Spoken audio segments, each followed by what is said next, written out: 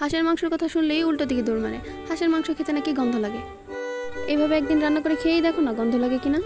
আজকে আবার রান্না করব মাটির চুলায়। প্রথমেই তেলের মধ্যে দিয়ে দিব তেজপাতা, তারপরে দিয়ে দিচ্ছি একটা স্টার মশলা, এবার দিয়ে নিলাম কয়েকটা এলাচ।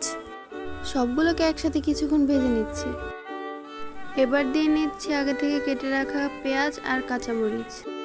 পেঁয়াজটাকে ভালো করে ভেজে নিচ্ছি। পেঁয়াজের গায়ের রং চেঞ্জ হয়ে গেছে। এখন দিয়ে দেবো আদা বাটা আর রসুন বাটা। বাটা মশলাটা দিয়ে ভালো করে ভেজে নিচ্ছি যাতে আদার গন্ধটা না থাকে।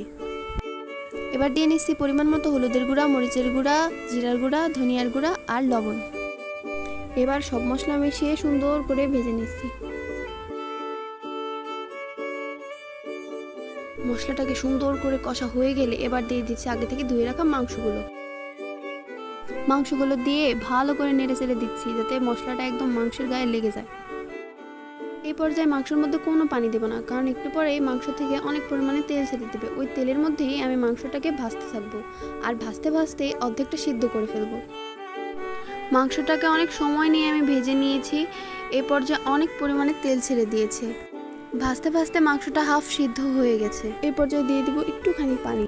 এই পানিটাকেও ভালো মতো কষিয়ে আমি অনেকটা পানি দিয়ে দিয়েছি। পানিটাতে বলক চলে আসলে এবার দিয়ে দিচ্ছি কেটে রাখা আলু আর কাঁচামরিচ।